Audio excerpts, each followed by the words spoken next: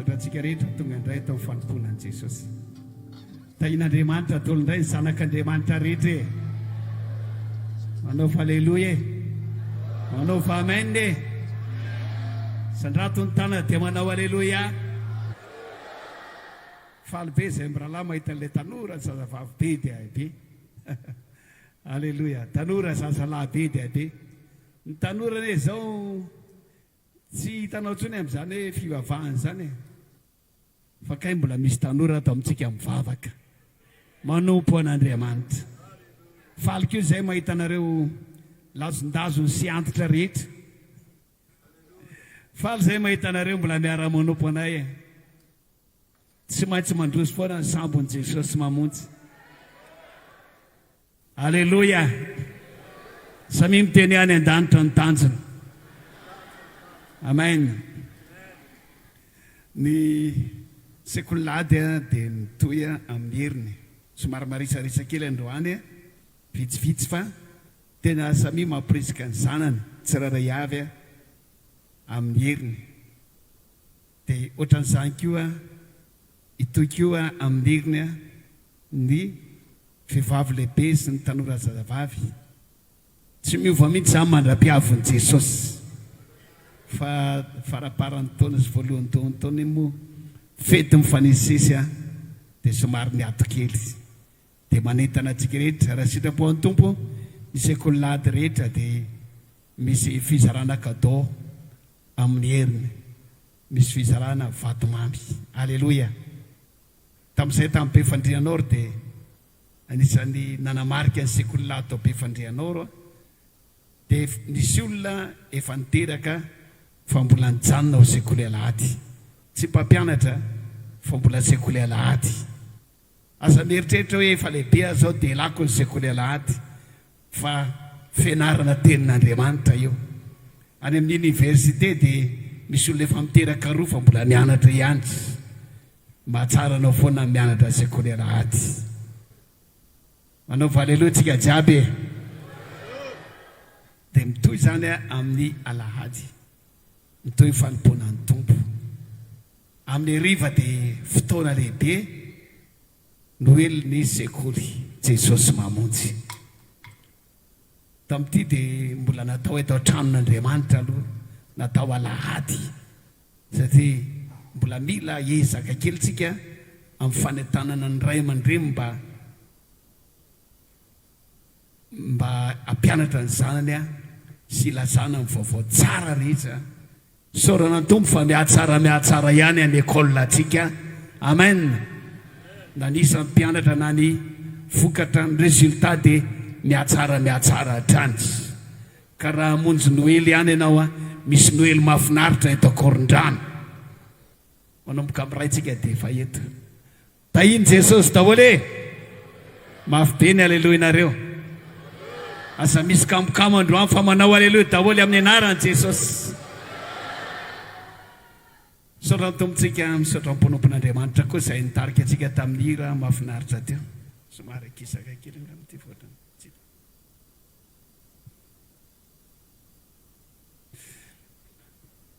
Atombokitsika ny Toriteny androany dia iresakitsika ny amin'ny fahatahorana n'Andriamanitra. Itaona anareo ny tenin'Andriamanitra mba ho lehilahy sy vehivavy matahotra an'Andriamanitra renareo. Mba ho ankizy sy tanora matahotra an'Andriamanitra ny ankizy sy ny tanora rehetra izay tonga eto. Ary izay mijery sy mahita any amin'ny tambatsotra serasera rehetra na eto Madagasikara na any ampitan-dranomasina dia ho tomina mba ho tonga amin'ilay atao hoe fahatahorana n'Andriamanitra. Tena feno aizina ity firenena ity dia ny aiziny tsy fahatahorana n'Andriamanitra. Raha ohatra ka tamin'ny herintaona maizina dia zao efa tena tonga amin'ilay hoe maizikitroko ny tsy fahatahorana an'Andriamanitra.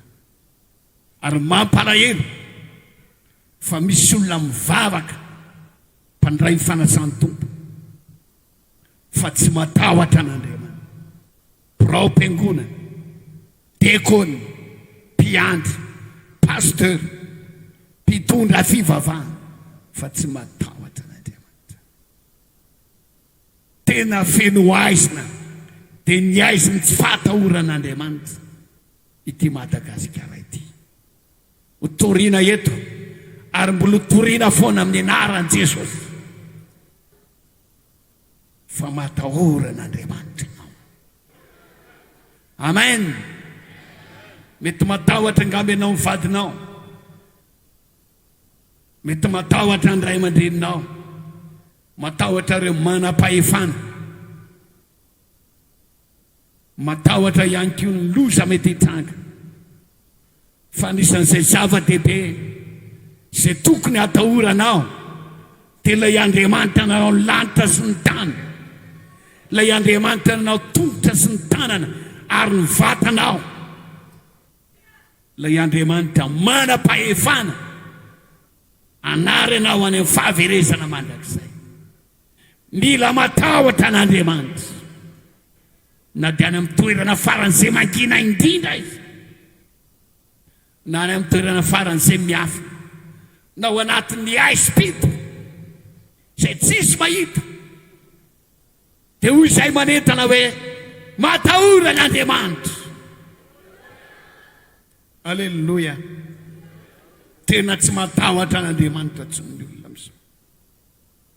Miamitombo zany, miamahy sy ny fahotana sy ny faratsiana ity izao tontolo izao ity.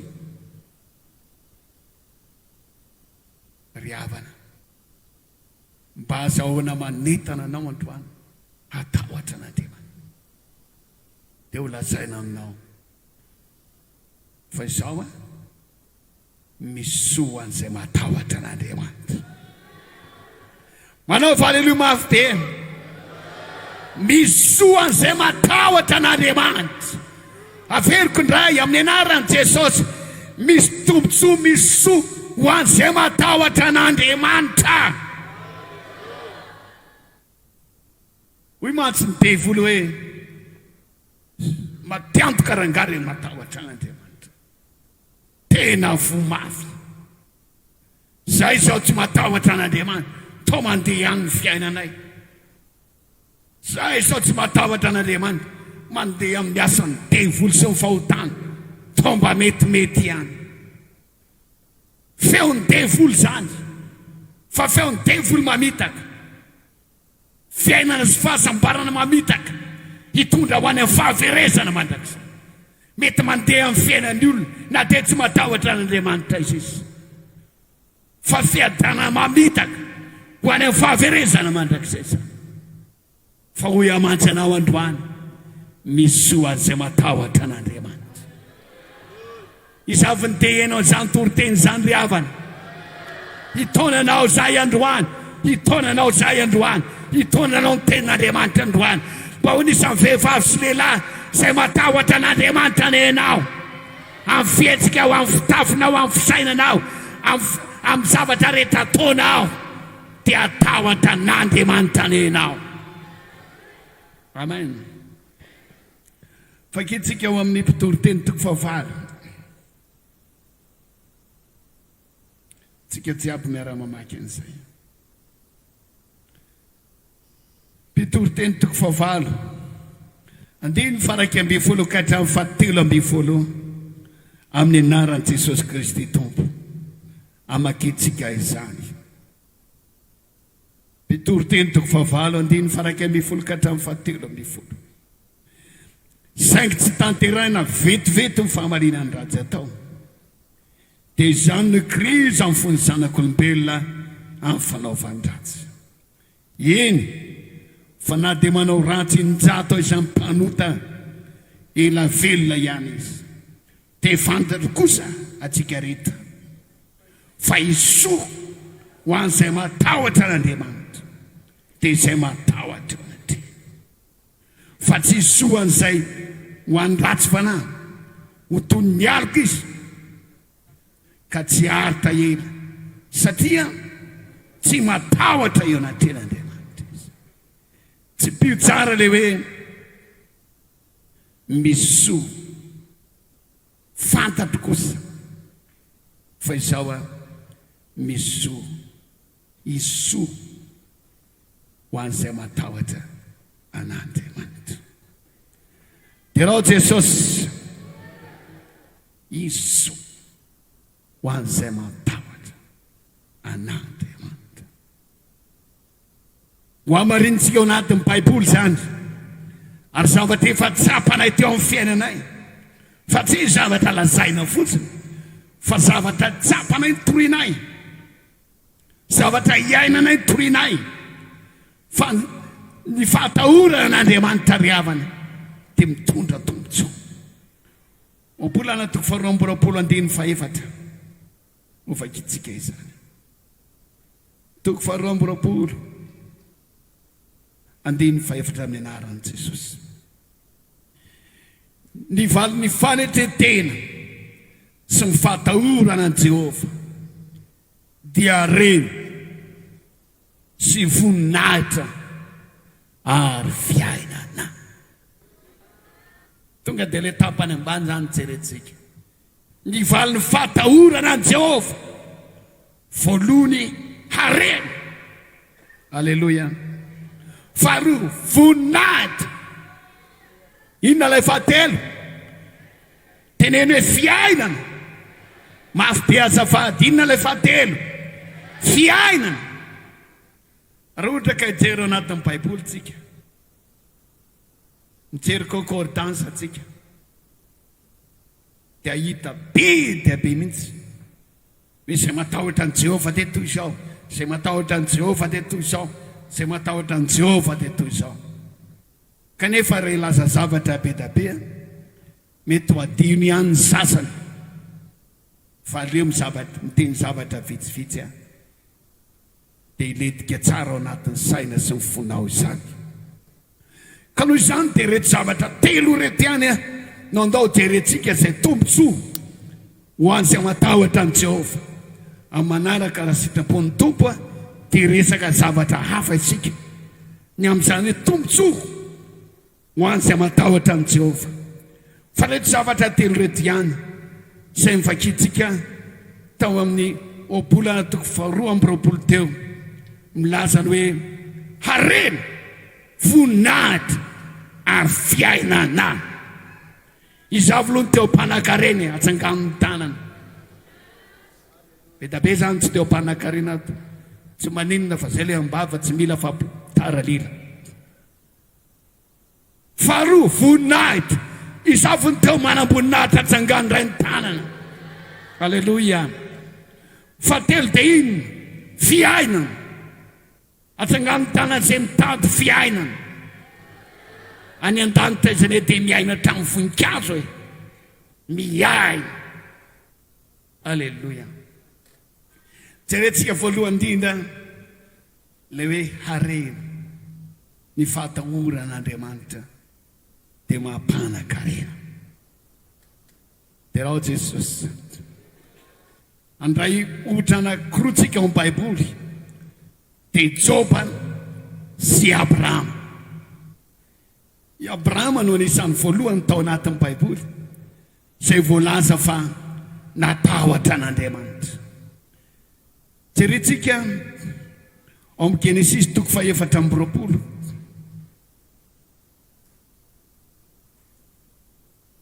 Ho vakitsika amin'ny anaran'i Jesosy.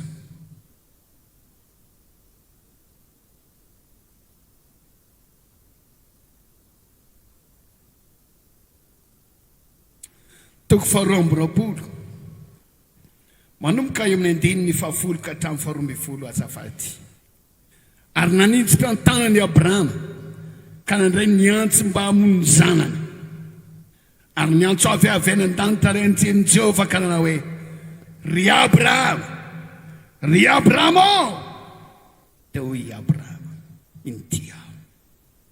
Ary izy, asa manitsitra ny tananao amin'ny zanakalahy, any zazalahy, na maninona azy akory ianao, fa fantatra izao fa matahotra an'Andriamanitra ianao, satria tsy narovanao tampoka io ny zanakao tenylahy tokanao.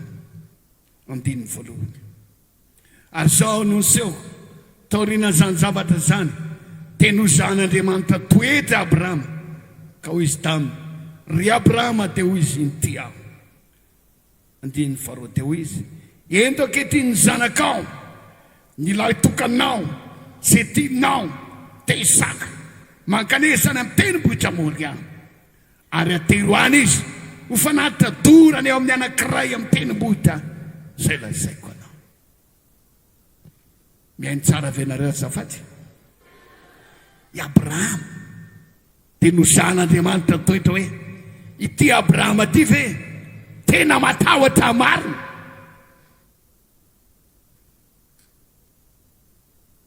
No zan'Andriamanitra toetra nananjanaka lahy tokana natao hoe Isaka izy. Tena tiany io zanany io. Tsy manana sady, tsy manana lahy izy, tsy manana lahy hafa, tsy manana vavy, fa lahy tokana. Dia hoy Andriamanitra ry Abrahama eto any amin'ny tendrombohitra zay atoroko anao ho atao fanatitra dorana, ho dorana io zanakao lahy tokana io.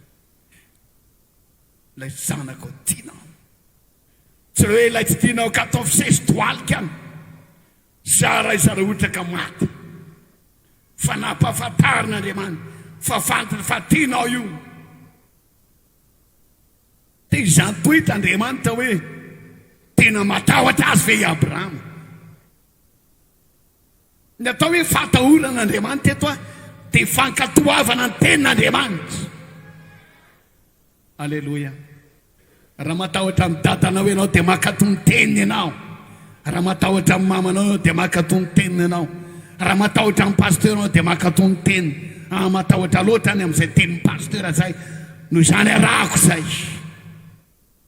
Zan'Andriamanitra toetra i Abrahama. Lasa niaraka tamin'ny zazalahy sy ny mpanompo. Toerana lavitra io tendrombohitra io. Rehefa kaiky tonga teo zay izy Isaka hoe orikaiky eo dada tiany hafa reto ny kitay fa iza mifanatitra hoe Abrahama Andriamanitra anaka amin'ny malala. Tsy noteneny tamin'ny Isaka ary azo antoka koa fa tsy nera tamin'ny vadiny izy matoa tsy malala nininy tsy ho zaka amin'ny vehivavy mantsy zany. Fa i Abrahama dia matahotra an'Andriamanitra. Tsy nandraitsika dia mizatra tokony ho atao. Misy tenin'Andriamanitra tokony ho akatoavina. Ary resy lahatra ianao fa tenin'Andriamanitra zany. Fa matahotra ny zanakao ianao, matahotra ny vadinao ianao, dia miemotra ianao. Fa misy fotoana tokony hijoranao amaray-pianakavinanao. Misy soan'izay matahotra an'Andriamanitra. Amen. Ry havana tonga teo amin'ny tendrombohitra niraisiny i Abrahama ny antsy ary andeha natsatoka ny antsy.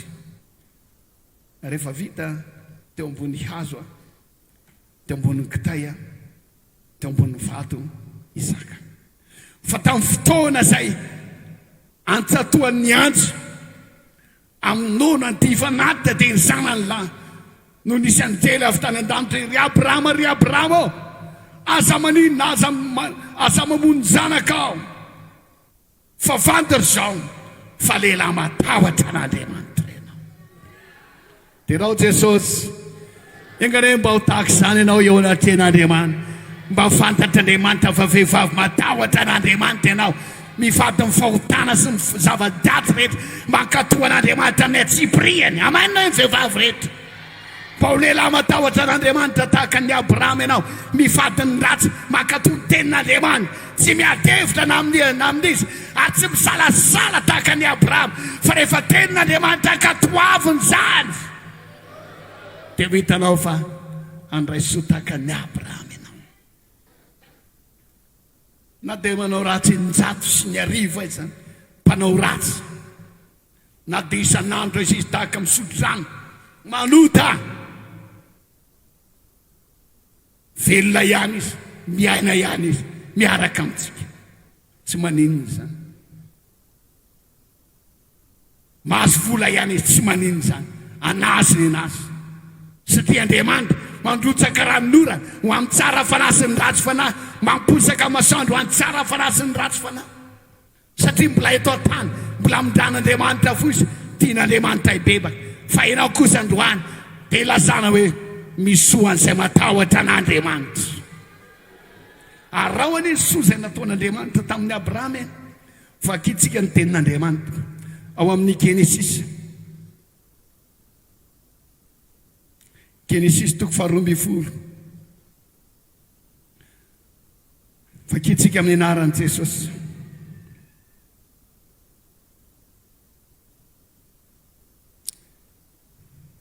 Genesis 12:20.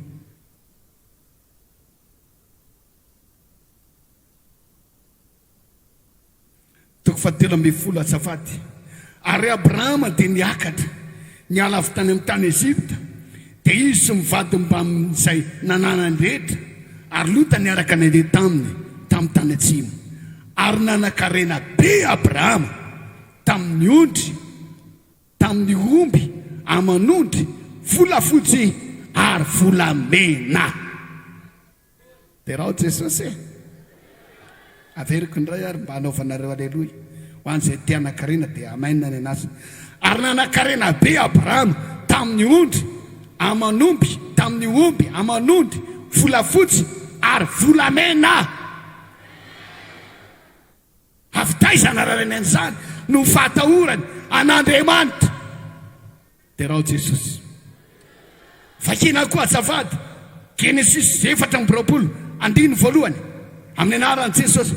Ary Abrahama dia efa zoky olona sady tena nandroso fanterana, ary Jehova efa nitany Abrahama tamin'ny zavatra rehetra. Inona ny zava-miafina natahotra an'Andriamanitra. Nen'olona angamba dia nampanan-karena azy, dia niaraka tamin'ny kalan'oro izy nanomboka kalan'oro. Raharaha ny sasany indray dia manambady zaza vavin-drano, devolo zany. Sasany indray dia miditra amina fikambanana satanika, franc-maçon, zao be da be. Milaza aminao ny fiafarany reny dia fampitera, ary tsy lasa lavitra ny olona amin'izany, satria ny any devoly dia rehefa tsy maharaka ny zavatra ataony dia poteny ianao rehefa avy eo, ary mety fiafaranao izy ho finoana ianao. Asa mba mikamakambana amin'ireny fikambanana satanika reny. Manaova amen. Dia ianao zavy mbola isanao an'izany, mety mbola isy hitarika ianao nday androaniny amin'izany. Fa izao aleo amin'ny andro avy amin'Andriamanitra. Jehova mampana-karena ry hafa malala. Fatahoran'Andriamanitra mampana-karena ry hafa malala. Zany ny an'ny Abrahama. I Abrahama ny tsy olona mpana-karena be. Raha nalain'Andriamanitra izy avy tany amin'ny tany zany tany arano. Tsy nitondra volafotsy, na nitondra vola, na nitondra harena be avy tany. Fa olona tsy nanan'inona izy, fa nanaiky sy nankatony tenin'Andriamanitra, ary hatrany dia olona nankatony an'Andriamanitra, natahotra an'Andriamanitra izy. Ka rehefa nisy mosary mafy tao amin'ny tany Kanana dia nitoroan'Andriamanitra hevitra izy mandehana any Ezipta. Dia nanomboka tany no nanomezan'Andriamanitra harena ny Abrahama, volafotsy, volamena, omby, ondry, nanan-karena i Abrahama. Andriamanitra ry havana afaka mampana-karena. Amen. Manaova amen. Fa ity nitakian'Andriamanitra amintsika, fatahoran'Andriamanitra. Mivaly ny fanetrete sy ny fatahorana Jehova dia harena sy voninahitra ary fiainana. Mba matahora ry an'Andriamanitra. Alleluia. Rehefa mahita telefônina very ianao dia aza miazakazaka manala amin'ny pisa, na miazakazaka mamono telefôna, mamono azy, fa tazomy ao tokantranonao ary velao andeha foana, fa hiantso ela ny tompony ny telefônina very iny. Dia lazao hoe aty amiko ilay telefonanao, alaivo am'tya aty akazomanga, na alaivo ary na alaivo any amin'ny fiangonana Jesosy mamonjy, fa za de mivavaka ny Jesosy mamonjy ary matahotra n'Andriamanitra aho. Rehefa mba sendra aty diso famerim-bola no heverin'ny olona fa 5,000 mivolamerenao ka 500 satria mitovy loko zany, tena merena amin'ny be da be de mitena tsotra hoe tena diso anao 500 ane le volameko teo de averen'ny volany. Matahoran'Andriamanitra fa milaza aminao aho ho lasa lavitra ianao, ho tahin'Andriamanitra amin'ny fiainanao. Zay le tenin'Andriamanitra hoe ho tahina zay matahotra ny Jehova, na ny kely na ny lehibe. Mpianatra ianao, fadiny amin'ny fraudy, fadio ny alatra, anao konkoro atseroa ianao, fadio manao lavatanana akanjo, manao risrisy, manome vola atseroa, mba hatafavoaka, mba vita an'izao, ry afa malala, matrian'Andriamanitra, mandehana amin'ny fatahoran'Andriamanitra, fa izao zay matahotra ny Jehova ho lasa mpanan-karena. Afaka manao amainina amin'izay verset teo, mpanan-karena tahaka ny Abrahama. Hoy Andriamanitra hoe, ary Andriamanitra nitany Abrahama tamin'ny zavatra rehetra. Samy mamerina hoe amin'ny zavatra rehetra. Amen. Ahoana moa zany amin'ny zavatra rehetra? Voalohan-karena dia fahasalamana. Tahin'Andriamanitra i Abrahama tamin'ny fahasalamana aloha, dia salama tsara izy. Alleluia. Tamin'ny zavatra rehetra, sy zavatra rehetra nananany Abrahama dia nitahina.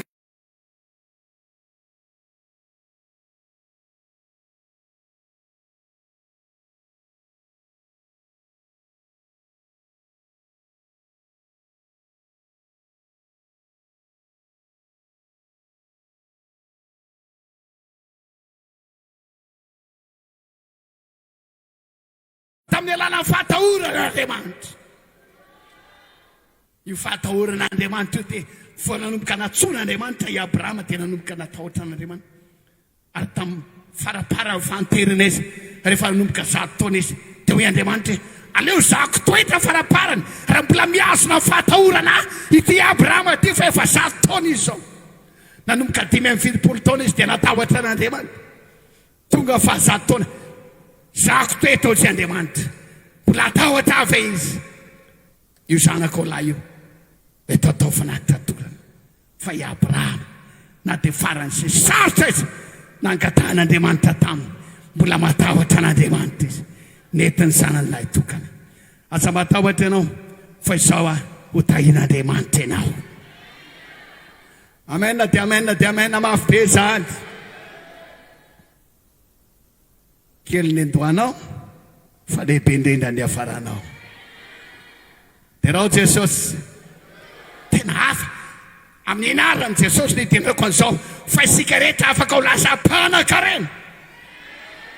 Tsy voatery mifindrariana makary, tsy voatery mapakatra vitanary amin-dranonary, tsy voatery makary, fa izao matahoran'Andriamanitra, ankatoavy Andriamanitra hatramin'ny zavatra kely indrindra, ka hatramin'ny lehibe indrindra, hatrany amin'ny aizina, hatrany amin'ny takony, ry tanora, afaka ho lasa lavitra noho ny ray aman-dreninao ianao. Mba firy aminareo mankasitraka an'izany toriteny momba fatahoran'Andriamanitra zany. Misy soa an'izay matahotra an' Jehova. Firy aminareo mino an'ity tenin'Andriamanitra. No fe tsy tahaka izany koa i Joba, fa kitsika miserana ny amin'ny Joba izay nitahin'Andriamanitra. Alleluia. Tsangana kelitsika azafady indrindra ho an'izay tanora sy ny tsy marary. Joba toko voalohany, andriny voalohany ka hatramin'ny fahatelo. Amin'ny anaran'i Jesosy zahay amin'ny mamaky azy. Nisy lehilahy tany amin'ny tany Oza, Joba no anarany. Henoia, marina sy mahitsy zany lehilahy zany. Matahotra an'Andriamanitra, mivady ny ratsinitra. Niteraka 7 lahy izy sy vavy telo. Ny fananany koa dia ondry 7 arivo, rameva 3 arivo. Alleluia. Ombin-joka 500, briky vavy ary mpanompo maro be. ka tena nakarena indrindra noho ny olona rehetra tany atsinany zany lehilahy zany. Amen. Averiko indray. Ka dia nanakarena indrindra noho ny olona tao Tananarivo zany vehivavy zany. Azany amen nanareo e. Ka dia nanakarena indrindra noho ny olona rehetra tany Tananarivo zany lehilahy zany. Zay io mahazo toerana. Mba teny fikasana kosane zany e. Andriamanitra ry havana afaka mampanakarena atsika. Anana fiarakodia amainina hoe. Anana trano be amainina hoe. Anana kamo tsara tare amainina hoe. Anana fanaka tsara tare ao tokantrano amainina hoe. Afaka mampanakarena. Fa ny zava-miafy dia tsy misy zavatra hafa tao afa-tsy izao ihany hoe Job dia lehilahy marina mahitsy ny vadiny ratsy. Ary Job dia natahotra an'Andriamanitra. Manomboka androany dia menary mandeha amin'ny fahatahorana an'Andriamanitra. Alleluia. Dia rao Jesosy menara mandeha amin'izany. Fa ty ten'Andriamanitra ty no ny ainan'i Job nahatonga azy ho lasa mpanjaka be, lasa mpanakarena be, nahavan'Andriamanitra ary ho havan'Andriamanitra mpiara-monina aminao ianao. Alleluia. Ty ten'Andriamanitra ty no ny ainan'ny Isaka ihany koa, ny ainan'ny Abrahama, ray mpanompon'Andriamanitra maro be. Tsy mila manao fanekena, tsy na fanekena roa na fanekena roa, fa manao fanekena amin'Andriamanitra ka miteny hoe Andriamanitra ankatony teninao aho, Andriamanitra anaraka sitraka ao aho, Andriamanitra mehoala ifanahy ny fahatahorana anao. Averina indray ny fanontaniana.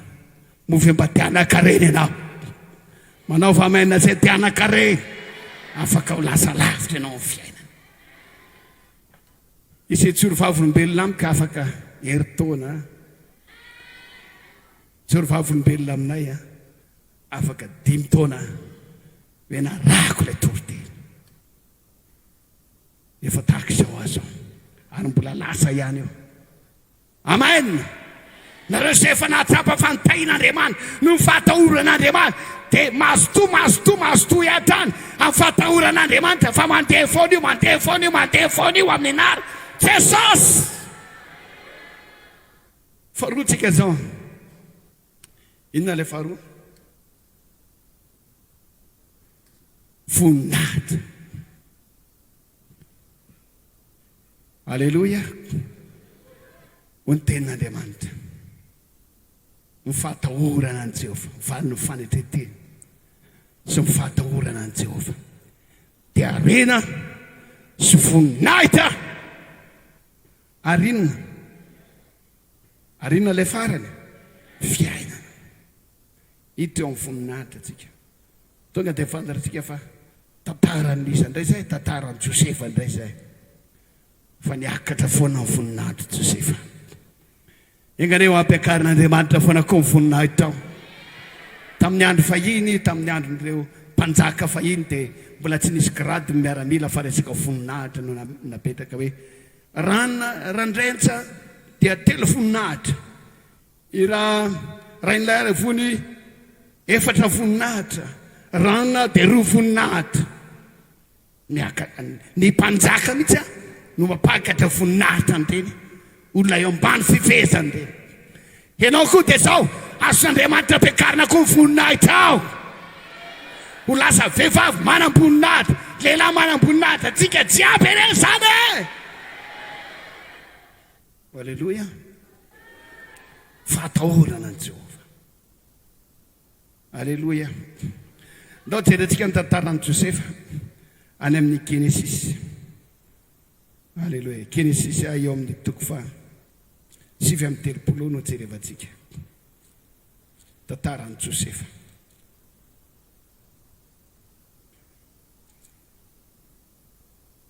Genesis toko 7. Zafady. Josefa aloha dia zazalahy kely anankiray izay natahotra an'Andriamanitra. Toko 7:30. Ary nentina nidina tany Ezipta. Ary nentina nidina ho any Ezipta Josefa. Ary Potifara Eziptianina tandapany Farao sady mpiambina ny vidy azy tamin'ny tanana Ismailita izay nitondra azy nidina tany. Ary Jehovah dia nomba ny Josefa dia lehilahy nambeny izy ary mitoetra tao an-tranon'ny Eziptianina tompony izy. Ary hita ny tompo fanombany Jehovah izy, ka izay rehetra nataony dia nombany Jehovah teo an-tany. Ary nahita fity teo amin'ny mason'ny tompony Josefa ka dia nanompo azy, dia natao nompo karakara ny tao an-tranony izy, ary izay rehetra nananany dia napetrany eo an-tanany. Ary zao no niseho hatramin'ny fotoana izay nanaovana azy ho mpikarakara ny tao an-tranony sy izay rehetra nanana dia notainy Jehovah ny tranon'ilay Eziptiana noho ny amin'ny Josefa. Ary fitainy Jehovah dia nomba izay rehetra nanana ny tao an-tranony sy tany an-tsana. Dia navelany ho eo an-tanan'i Josefa izay rehetra nanana, ary tsy nalala izay tokony fananana izy afa-tsy ny ankorany. Ary Josefa dia mpikana sady tsara tarehy. Josefa dia zazalana tahotra an'Andriamanitra. Tamin'ity tantara anankiray ity no tena nahafantarana atao tamin'ny Baiboly fa natahotra an'Andriamanitra izy. Eo ambany eo 17. Ary zao no niseho taorian'izany zavatra izany dia nanompo ny masony tamin'ny Josefa ny vadin'ny tompony karana hoe mandry amiko. Nefa nandahizaka anao tamin'ny vadin'ny tompony hoe hindro ny tompoko tsy malala izay eto amiko ato trano. Ary rehefa natolony ao tanako ho karakaraiko izay rehetra nananana, tsy misy lehibe noho izao ato amin'ity trano ity, ary tsy misy zavatra narovany amiko afa-tsy ianao, satria vady ny ianao, ko ataoko ao anao fanao izany faratsiana lehibe izany ka alota amin'Andriamanitra. Ary zao no niseho raha niteny tamin'ny Josefa isanandro raha vehivavy dia tsy niaino azy izy na ny andro eo anilany na niara-petraka aminy. Ary zao no niseho tamin'ny indray andro indray mandeha dia niditra tao an-trano Josefa ny hanao ny rarahany, ary tsy nisy nadiray tamin'ny tompony izy tao an-trano. Dia nisambotra azy tamin'ny akanjony raha vehivavy ka nanao hoe mandry amiko. Fa navelan'i Josefa teo an-tanany raha vehivavy ny akanjo, tena nandositra izy ka nivoaka teny velany. Manaova aleloia. Zany ny olona matahotra an'Andriamanitra zany rahalahy. Aleloia. Lasa andevy mpanompo tao amin'ity minisitra anankiray Josefa. Efa natahotra an'Andriamanitra hatrany amin'ny taniny ray aman-dreniny izy, ary dia nitondra fanandratana ho azy zany na dia mpanompo izy. Natokisany ilay minisitra izy, ary dia nataony mpikarakara ny tao an-tranony. Ary hitan'ilay minisitra fa notahian'Andriamanitra daholo ny zavatra rehetra izay nataony Josefa, ary ny zavatra rehetra atao tokantrano dia nandeha daholo ny zavatra rehetra rehefa atao Josefa. Fanandratan'Andriamanitra tapa-kevitra n'ilay minisitra fa ho atao sefa ao an-trano Josefa. Fanandratana. Raha hoe voninahitra dia zao niakatra ray voninahitra izy. Raha ny amin'ny tafika dia zao niakatra sous-officier manam-boninahitra lefitra izy. Lasa mpifeny tao tokantrano, lasa manam-boninahitra lefitra. Tsy izy nanao an'izany fa Andriamanitra. Avy any amin'ny mandevy, avy any amin'ny mampanompo, miakatra. Tsarovy tsara fa nentina tao anie Josefa, olona miboridana nentina tao hoe nafatitra tahaka ny omby, nofidiana tahaka ny omby ratsiny. Tena fafambaraka lehibe zany, famenarana zany. Fa tsy eken'Andriamanitra ho any fafambaraka sy mifambanina fiainany zanak'Andriamanitra, fa raha matahotra Andriamanitra akarin'Andriamanitra amin'ny voninahitra ao. Nataon'Andriamanitra manam-boninahitra lefitra, mifeny tao an-trano rehetra. Niteny Josefa makarianao itindray atao ny ranony verina tenao, izy mifeny tao an-trano. Ho ataon'Andriamanitra aminao any amin'ny orinasa misy anao ane zany. Fa inona ny ilaina? Tsy nisy volameny Josefa. Inona ny ilaina? Tsy misy hoe fahalalana olona, fa ny zavatra ny ilaina fotsiny Josefa matahotra an'Andriamanitra. Tena nisy fakapana lehibe tonga teo amin'ny Josefa, fa ny vadin'ny tompony ihany no nampiasainy devoly andavo azy. Dia miezaka foana io vehivavy io zay andafoana ny Josefa fa Josefa mbola natavatra an'Andriamanitra tany eto. Reny anjaridaina Josefa dia manaraka nyity vehivavy Jezebela ity fa miala moramora Josefa. Raha ny an-dakozy Josefa manaraka Jezebela tsy mety na niara hipetraka amina niara andrazy na niara toetra aminazy satria matahotra an'Andriamanitra. Mba firy reny olona eto amin'ny Jesosy mamonjy ny tanora sy ny tanora lahy sy ny tanora zazavavy no mbola matahotra an'Andriamanitra zany. Marina fa tsisy raha aman-dreniny any tsy any rahalahy tany lavitra be any misy azy fa natahotra an'Andriamanitra. Mety ho lasa ny mpita ny ranomasina ianao, lasa ny La Réunion ianao, lasa renao, mety ho lasa ny province, mety hiaratra ny Toliara ianao fa tazomy fanafatahoran'Andriamanitra dia ho asandratra Andriamanitra voninahitra ianao. Izavoloany tia asandratra Andriamanitra voninahitra mba hatsangana ry Jodolo ny tanana. Tsika jiaby hoe zany asandrato hoe ny tanana ho hitan'i Jesosy. Amen. Lasa sous-officier, lasa manam-poninahitra lefitra Josefa. Lay mpanompo, lay irakiraka tao an-trano. Na ny akanjo azy niova mihitsy, menakanjo hafa mihitsy. Amasefo azy ao an-trano. Engany mbola ho lasa sefo anao. Zany verangatsy izy amen. Alleluia. Zany devoly fakapana tena enjany tia. Mety mandritra ny heritony hoe zany zavatra ataon'ity Jezebela ty zany fa Josefa natahotra an'Andriamanitra foana. Raha misy ny lehilahy virgine dia anisan'ny lehilahy virgine Josefa. Amen.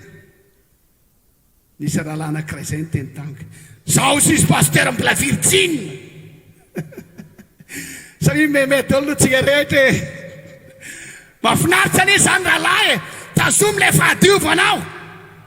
Mahafinaritra zany ny tanora tazomy ilay fahamasinanao. Aza manaiky atarainy Jezebel matahorana Andriamanitra asandratra Andriamanitra tahaka ny Josefa ianao. Tahaka izany koa ny zazavavy tazomy ilay fahadiovanao. Misy ny olona fa mitory fitiavana aminao dia tonga izay filana ranofo devolo zany tsy lamboty zany. Hanapotika ny fiainanao zany tazomy ilay fahadiovanao. Tokony hanao maina ny ray aman-dreny rehetra. Tokony hanao maina ny tanora rehetra. Amen. Josefa dia lehilahy virgine. Mbola tsy heninao angamba zany teny zany hatramin'ny ainanao fa heninao zany androany. Tiany Jesosy ho tahaka izany ianao. Madio, matahotra an'Andriamanitra. Forcen'ity vehivavy te Josefa mba hiaraka anao fa vetavetana aminazy. Non, tsy nanaiky Josefa. Ilay vehivavy atatrano ane tsisy olona intsony e. Tsy rehefa mangina be dôly lasa dôly ny ankizy rehetra. Ny ministra ihany koa alina ny amin'ny maha-ministra azy any any andapany izy. Tsika tsy anao rehetra zany eto fa ny tena zanak'Andriamanitra riavana na ny farany aisa indrindra na ny farany miafina indrindra na lavitra ray aman-dreny na lavitra pasteur matahotra an'Andriamanitra. Amen. Ozy ilay vehivavy anankiray niasa tao an-tranon'olona amin'ny fotoana ozy izy lasa mandeha manao bazary madama dia izay ramose amin'izay sisy manao ny zavatra rehetra fanaonay satria ny ankizy lasa mianatra dôly. Tandremo zany rahalahy, tandremo zany ranabavy. Na ao anatin'ny fangina izy ianao menara Josefa ianao matahotra an'Andriamanitra. Asa ny losa mangina anjerena fa samy manolo ohatry zao ary zay tsy matory amin'izany. Averiko indray. Alleluia. Manaova alleluia e. Tsika malagasy rehetra fa tsy ny sinosiny sy ny inona sy ny karana zay mety tonga eto tsy mahay olo-bolana malagasy. Asa ny losa mangina anjerena fa mafy bery malagasy eo. Andriamanitra ao atapony. Hitan'Andriamanitra dôly ny fiainanao sy ny zavatra ataonao. Raha mbola miaina midita sy ny adalana ianao dia ety foana. Fa raha ohatra ka matahotra an'Andriamanitra ianao hiakatra ny kiratinao.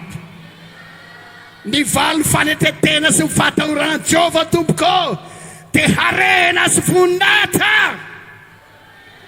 ary inona ny farany fiainana izany vao teo lasa manam-boninahitra tsangandry alohan'ny tanany mialatsiny fa zahay dia zatra mampanangan-tanana io man tsy mampatoritory anareo fahazakivy mahireza foana dia raha Jesosy ho tsy sefa tamin'ity Jezebela ty ory Jezebela ratsy ty apetsany devoly ianao iraka ny devoly ianao hanimba fahadiovako anao fantany fa nalasa andevitra ty aminareo zany mba lasa sosofy azao sosofise lasa manamboninahitra lefitra zao ary fantany fa mbola iakatra ihany aho ka noho izany dia milaza aminao aho fa tsy azoko atao zany io anie mety tena resaka lava be mihitsy anazy mianaka amin'ity vehivavy antom-bola ity tena izy mianaka io ka izao ry maman tsy anao an'izany aho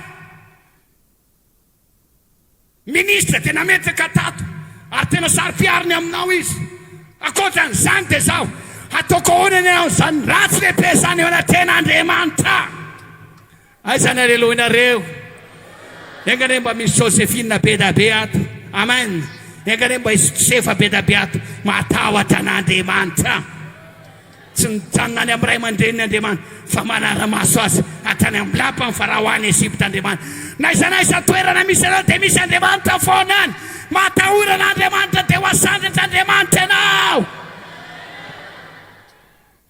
mitaonantsika Jesosy mamonjy amenarany Jesosy sahay engane mba ity fiangonana ty na marina fitsika mba tsika rehetra ny atahotra an'Andriamanitra daholo asa mba mandainga lainga zany mandainga lainga mamitapitak'olona tsy matahotra an'Andriamanitra fa matahora an'Andriamanitra isaorana ny tompo fa lasa tany am-ponjy soefa noho nendrikendrika fa rehefa tany am-ponjy dia zao ny zavatra nisy tany am-ponja tany hitan'ilay mpiandro fonja fa tsy olona ratsy ty rangaty tena petraka ilay mpiandro fonja teo am-pelatanany Josefa teo am-pelatanany Josefa daholo ny fikarakarana ny kaza rehetra lasa ofisier indray teo manamboninahitra lefitra dia zao lasa manamboninahitra satria matetika ny mpiandro fonja dia olona manamboninahitra lehibe manamboninahitra ambony tena taony lasa adjoindray Josefa lasa lefitra anazy mikarakara ary dia tsy raha intsony ny amin'ny voafonja rehetra fa efa Josefa fa tsy ela za tamin'ny taom-baovao mba netiny rahalantoro teny tany am-ponja tena tsiary tantarany Josefa hoe raha hoe ety zany zao Josefa amin'reto gadra efa misy ataoko hoe 500 amin'ny toerana anankiray raha ety zany zao Josefa dia Josefa le nandray anay teny ambaravaratra maro so pastera ary ny akanjony Josefa ny akanjon'iry zareo dia rovotra ny sasany moloto be ny sasany ny akanjon'iry zareo ny volon'iry zareo dia braun ny sasany iry zareo dia tena tsy misy manao kapana dia anankiray iry zareo dia tena mampalahelo be fa ohatra ny hitako maso hoe ohatra ny iry zany Josefa fa ny anazy ny akanjo efa mitovy amin'ireny akanjo pénitentiaire reny ary izy dia mihogo volo tsara ary izy dia manao kiraro tsara satria nahoana ny lehibe amin'ny fonja mihitsy no nanandratra azy inona ny atony fatahoran'Andriamanitra na inona fandetena atao anao rehefa malala rehefa matahotra an'Andriamanitra ianao tsy avelan'izany tsiratra ianao ho lasa tahaka ny volambena anaty vovoka ianao tsy avelany asoa tsiratra ho lasa tahaka ny voninkazo manitra anaty potsaka ianao arakaraka ny anitsakitsana azy vo miasa mamerifero tsy avelan'Andriamanitra ho afa-baraka ianao ary fedina rehetra izay voaforona amelanareo tsisy ambinina izay maniran'izany dia manao amena sady asandratra ny tany nisanisa mitady anapotika sy andravanao amin'ny anaran'i Jesosy tsy mahavory zany fa arakaraka ny andravananao fa miasa mampisandratra anao inona ary zava-miafina fatahoran'Andriamanitra mety hoentika indray ny olona kalasana mpigadrany ianao fa tazomy foana ny fatahoran'Andriamanitra rangahy ho tahiran'Andriamanitra ny ianareo misy so ho an'izay matahotra ny Jehova. Ny valon'ny fanetretena sy mifahatahorana ny Jehova dia inona ozy izy any aminareo zany tokony mba fitatsenjery androany ndao ary vakina indray ny baiboly obolana toko faharoapolo andiny faefatra tsika jiaby miaraka mamaky anio obolana roapolo andiny faefatra vakina amin'ny anaran'i Jesosy isa roatelo ny valony dia sy ary fiaina manao vamaina zay te anakarena manao vamaina zay te homanam-boninahitra tahaka ny Josefa dia milaza aminao lasa ofisier Josefa tao amin'ilay fonja fa rehefa avy eo tao anatin'io fonja io koa nanakarana Andriamanitra ny Josefa ho lasa manam-boninahitra ambony satria tao anatin'izay tao ariana kelin'izay dia lasa prime ministre Josefa. Miakatra sa tsy miakatra lasa ambony sa tsy lasa ambony fa inona ny zava-miafina tsy nisy hoe zavatra natao tany hoe mena vola ry ministera ry andefasana vola koa ry dia mba dia teneny ankoranina tsia fa lay olona mba nanaovana hoe mba manan'olona ambony aho dia lay mpitondra kamoaka lay lehibe mpitondra kamoaka iza mba olona ambony fantatra Josefa tao amin'ny fanja tao andapa tao fa tsy natsara ny Josefa kory avy any amin'Andriamanitra foana fanandratana anao fa aza matahotra ianao lasa prime ministre lasa manam-boninahitra ambony raha tamin'ny fanjakana malagasy zany dia lasa roby folo voninahitra mitovy amin'ny rain'ilay arivony iza malana ny tantarany rain'ilay arivony zany lela maroby folo voninahitra ho lasa lavitra eo amin'ny fianakavianana ianao ho lasa manam-boninahitra eto amin'ny firenenana ianao na dia kely ezany andohanao lehibe indrina fiafaranao zava-miafina matahotra an'Andriamanitra manomboka zao fiteninao dia matahorana Andriamanitra manaiky an'izany venareo azafady fitafinao dia matahorana Andriamanitra aloha mivoaka ny trano anao na andeha hianatra na andeha hiasa na ho any am-piangonana dia mijereva fitaratra aloha zao fitafiko zao ve fitafin'olona matahotra an'Andriamanitra antanio ny fianakavianao zao ny fomba fiteiky ve matahotra an'Andriamanitra ny fiainako ve olona matahotra an'Andriamanitra ny toetrako ve matahotra an'Andriamanitra raha misy atra tsy mety ao amin'ny fiainanao mibepa aitsio zany fa mbola mindra fo aminao Andriamanitra amelany herika ao Andriamanitra ary dia zao mbola azo Andriamanitra atao mpanakarena ianao ho adin'Andriamanitra ny heloka rehetra zay efa vitanao satria ho vela heloka anao androany noho ny amin'ny rano Jesosy dia iova ny zavatra rehetra dia hiakatra ihany koa ianao miala mivany amin'ny ray voninahitra ianao ho lasa roa voninahitra ianao amen na hoe alleloia ho lasa 10 voninahitra ianao lasa 10 voninahitra ianao tsy ajanon'Andriamanitra ianao raha tsy ho lasa 12 voninahitra tahaka ny Josefa sy tahaka ny rain'ilay arivony amen na mafy be zandry farany ho zay hoe fiaina ny valin'ny fahatahorana an' Jehova sy mifanetretena voalohany dia harena aisinareo sy voninahitra ary fiainana amen ary io tena nisan'ny zava-dehibe ry havana tsy miala maina akory ny olona matahotra an'Andriamanitra fa eto ambonin'ny tany eto dia ahita fiainana izy alleloia ho ataon'Andriamanitra miaina ianao afaka miaina tsara ianao misy fitenitsika tsy nindray hoe tena maty mihitsy ny orinasako tena maty antoka mihitsy aho tena mialaina ny tokantranoko zany rehetra zany raha matahotra an'Andriamanitra ianao raha mitohy manompo an'Andriamanitra ianao matahotra an'Andriamanitra ianao dia hivadika anay zavatra rehetra hiaina ny orinasanao miaina ny varotranao miaina ny fambolenao ary teo velona ny tokantranonao dia rao Jesosy zay le fiainana ho velona anao velona amin'ny zavatra rehetra anao. Ny devolo no mamono anao, mamono ny orinasa anao, mamono ny fiainanao, mamono ny fitadiavam-bolanao, mamono hatramin'ny hoavinao piteny devolo. Fa raha matahotra an'Andriamanitra anao, raha lasa rabavy, dia ataon'Andriamanitra velona ny zavatra rehetra. Ankoatran'izany, ankoatran'ny fiainana ety ambonin'ny tany, dia miandry anao ny fiainana mandrakizay. Dia rao Jesosy, fakitsika amin'ny Romanina, hitsangana kelitsika azafady. Romanina toko faharoa.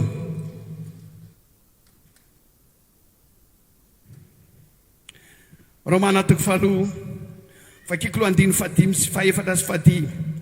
Samy mavonao na reny famoram-panaina sy mifandeferana ary faripony, satria tsy fantatrao fa famoram-panain'Andriamanitra dia mitaonanao hibebaka.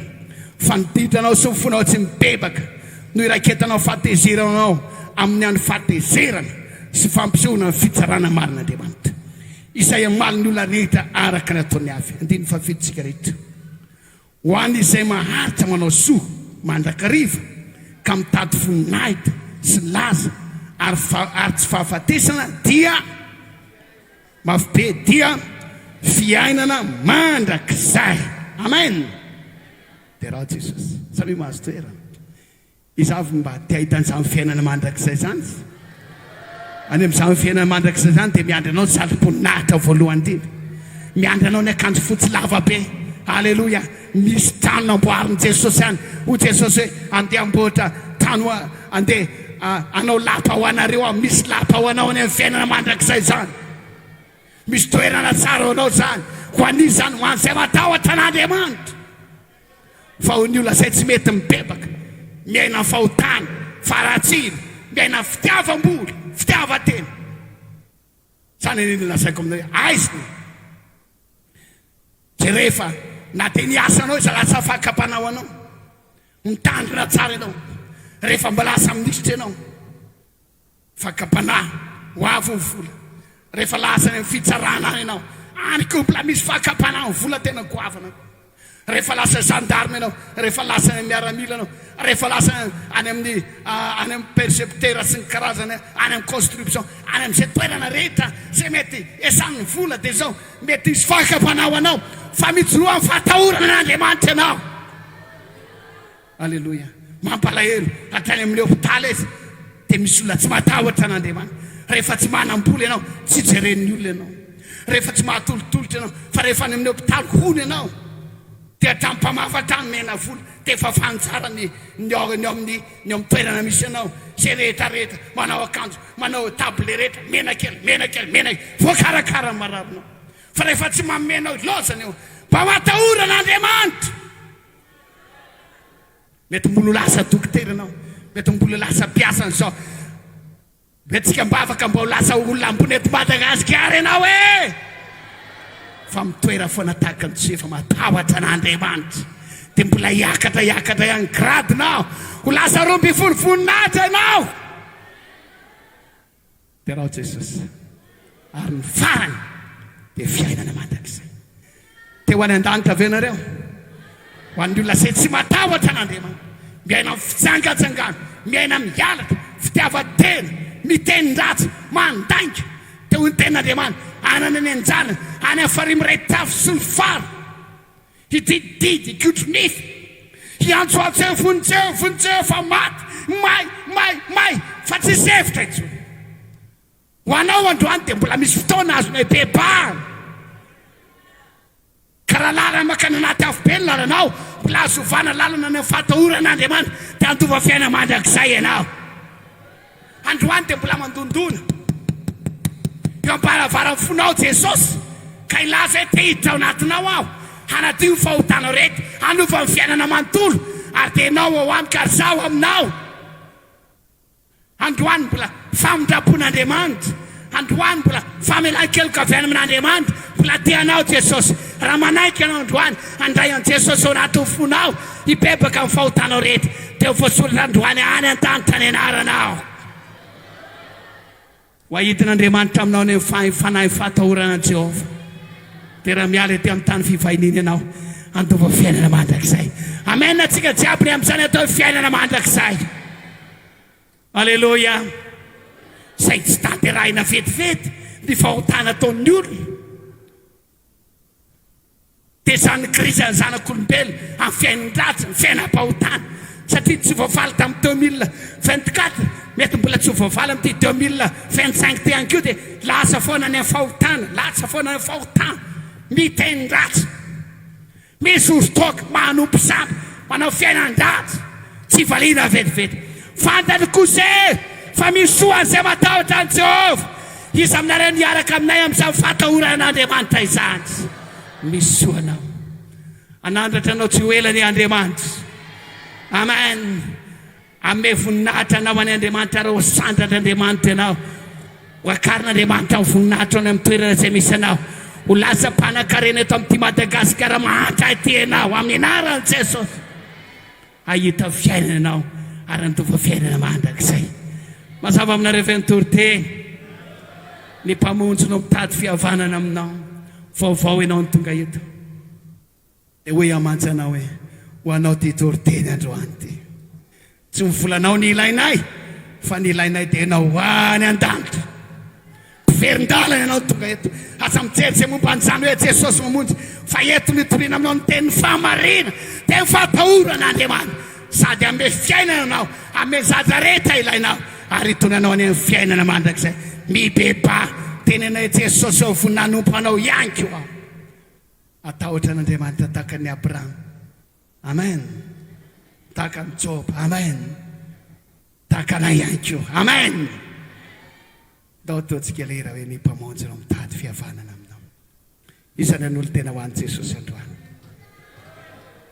alleluia any amin'ny Isaia zao tenin'Andriamanitra zao toko faraiky amin'ny folo milaza hoe ary dia ho ahidika eo aminy ny fanahy fahazavain-tsaina ny fanahy fatahorana an Jehova androany dia izy fanahy masina ilatsaka eto ka raha mandray an'izany fanahy masina zany ianao dia manomboka androany izy fatahoran'Andriamanitra ao anatin'ny fonao ao fangovita manoloana ny tenin'Andriamanitra fangovita manoloana ny sitrapon'Andriamanitra ny mpamonjy no mitady fihavanana ataontsika zany raha fiterana izany hitsangantsika amin'izao fotoana izao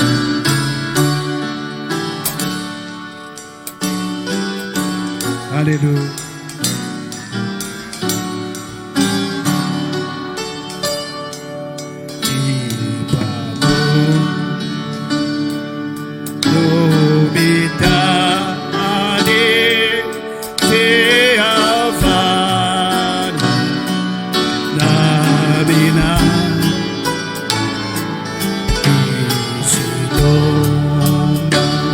izy no manampotary anatonanao izany nao izany zamantare fandajana efefona namina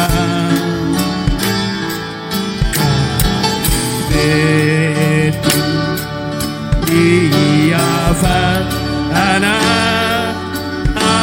avedepa teny misy hafanana karangoraka amin'ny fo tsangado ny tananao anaty Andriamanitra ny fotoana androany no fotoana lehibe indrindra afana manolotra amin'ny fiainanao any Jesosy ny fotoana androany fotoana zay nendrasan'i Jesosy ianao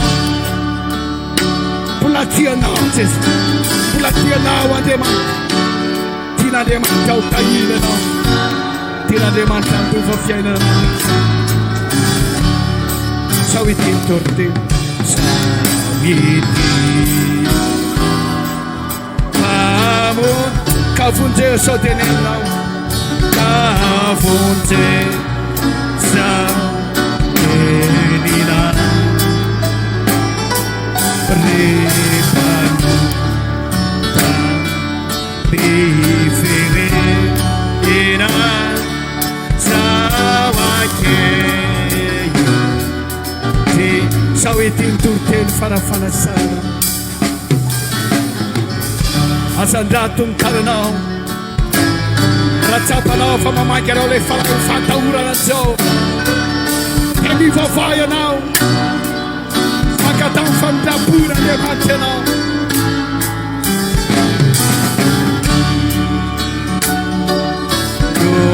Fotoana farafahavelona aza mba misalasala. Halleluja. Jesosy favakanao ao kailatsaka eto ilay fanahy fatahorana Jehova, ilay fanahy mampiaiky vahotany olona rehetra izay tonga epeloka bavy amin'ny anaran'i Jesosy. Mba hibebaka ho any an-danitra tonga fiaina mandrakizay hoasandratra Andriamanitra ny olona rehetra izay tonga eto na lelana vehivavy na ankizy na tanora raha rehetrarehetra Jesosy. Indrisy be ny fahotako be ny ratsy atavambony tenanao zay anolo-tena ho an'Andriamanitra. Be ny ratsy vitako sao tsy raisy ny mpamonjy ny mpanotra tomany.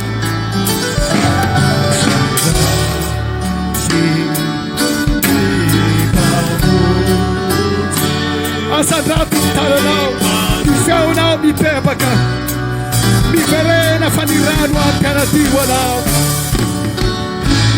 Miverena fa ny rano ampianadio anao. Favaky tsika riavana manora tena ho an'Andriamanitra anao amin'ity fotoana ity. Halleluja. Halleluja. Ao anatin'ny mivavaka te ho alefatsika ny feokiko ho famelobelomana anao eto amin'izao toerana zao. Ao anatin'ny mivavaka dia isy feokira malefaka ilatsany ilay fanahin'Andriamanitra ao anatinao hitondra haina sy hery ho anao. Halleluja. Jesosy ka hity retinao ilay fanahy fatahorana n'Andriamanitra, ilay fanahy fatahorana n'Andriamanitra. Samy manolo tena ho an'i Jesosy amin'izao fotoana izao. Favaka aminao ho an'i Jesosy. Tsy izao no ny tenitety fa ianao tianao any an-danitra ny tsirairay avy. Mbola tianao tahina amin'ity eto amin'ity Jesosy mamonjy ity. Mbola tianao ento mahitana zany la manan-karena avy amin'Andriamanitra. Tsy tamikalan'olona tamin'ny risoriso na tamin'ny ambadimbadika maro samihafa na tamin'ny zavatra nataon'olombelona, fa eto mbola tianao ahitana zany io tahin'Andriamanitra lasa mpanan-karena. Reo ankizy reto eto mbola tianao kotompo no ahitana izany olona nasandratra Andriamanitra eto amin'ity firenena ity ho lasa manana voninahitra manokana eto amin'ity firenena ity no fitahin'Andriamanitra zay ho fatahorana Jehova. Eto no mbola ninahy no ahitana an'izany ary mbola nao an'izany eto anenao.